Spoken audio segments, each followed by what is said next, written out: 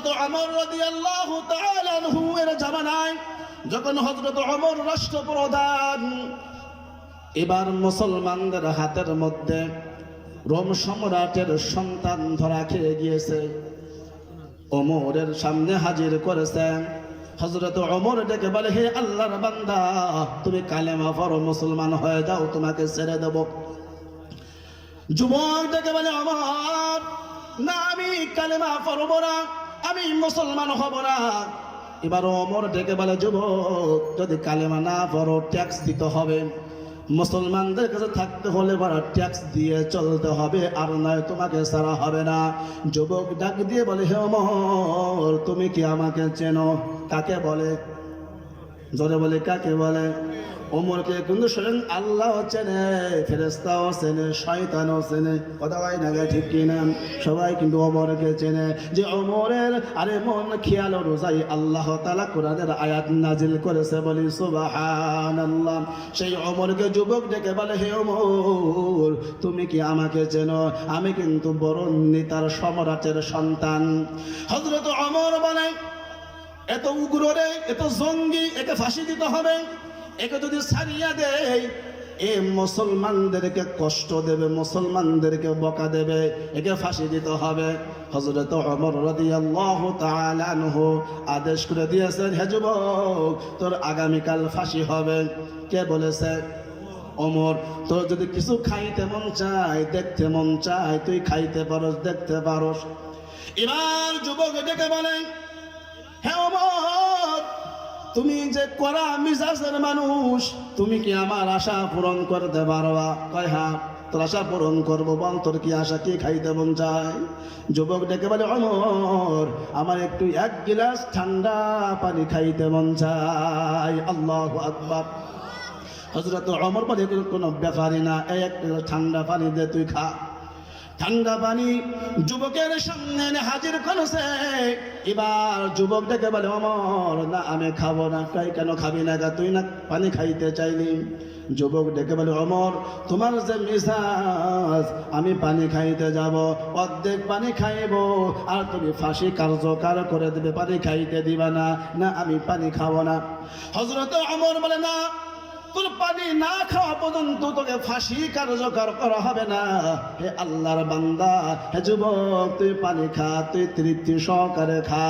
এবার যুবক ডেকে বলে, ওমর, শুধু মুখ দিয়ে বললে হবে না, আমার স্বীকারোক্তি দিতে হবে।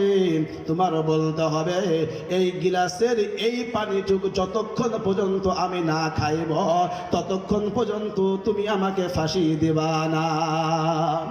যুবকের শিখানো কথা অনুযায়ী হযরত ওমর ডেকে বলে, হ্যাঁ যুবক, আমি স্বীকার করলাম যে যতক্ষণ পর্যন্ত তুমি এই গিলাসের এই পানিটুকু না খাইবা, ততক্ষণ পর্যন্ত আমি তোমাকে ফাঁসিয়ে দেব না।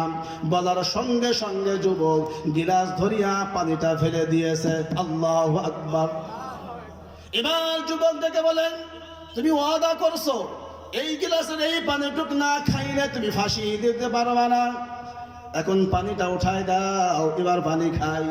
অর্থাৎ পানিও উঠাই দিতে পারবা না, আমার ফাঁসিও কার্যকর করতে পারবা না।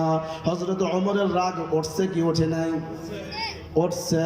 তারপরে হযরত ওমর বিনয় প্রদর্শন করেছেন, কারণ পয়গম্বর বলেছেন, মান তাওয়াদা লিল্লাহি রাফাহুল্লাহ। যে ব্যক্তি আল্লাহ তাআলার সন্তুষ্টির জন্য বিনয় অবলম্বন করে, আল্লাহ তাআলা তার ইজ্জত সম্মান বহু গুণে বৃদ্ধি করিয়া দেয়। সুবহানাল্লাহ। হযরত ওমর বলে, যা, তোকে ছেড়ে দিলাম, যা, মাফ করে দিলাম, যা। বিনয় দেখাইছে, আখলাক দেখাইছে। এবার যুবক চলে গিয়েছে। কিছু দূর যাওয়ার পর আবার যুবক ফিরে আসিয়া এবার ডেকে বলে, ওমর, আশহাদু আল্লা ইলাহা ইল্লাল্লাহু ওয়া আশহাদু আন্না মুহাম্মাদান আবদুহু ওয়া রাসূলুহু।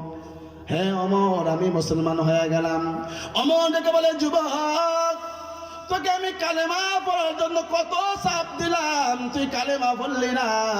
তোকে আমি ফাঁসির আদেশ পর্যন্ত দিলাম, তুই কালেমা পড়লি না, এখন তোকে মুক্ত করে দিলাম, এখন তোকে ছেড়ে দিলাম, কেন তুই মুক্ত হওয়ার পর আবার ফিরে আসিয়া কেন তুই কালেমা পড়লি, কারণটা কি?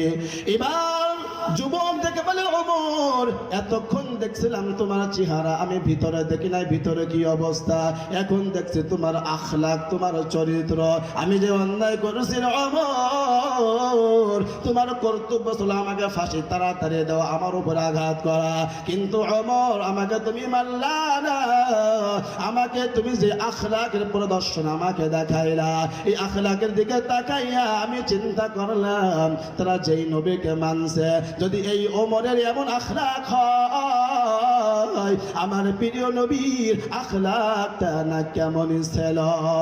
ইমামুল আউয়ালিন আল আখিরিন বহরে সাদকা রহমাতান লিল আলামিন সাইয়্যিদুল কাউনাইন খাতমুল মুরসালিন আখিরা মুদবুদ ফখরুল আউয়ালিন।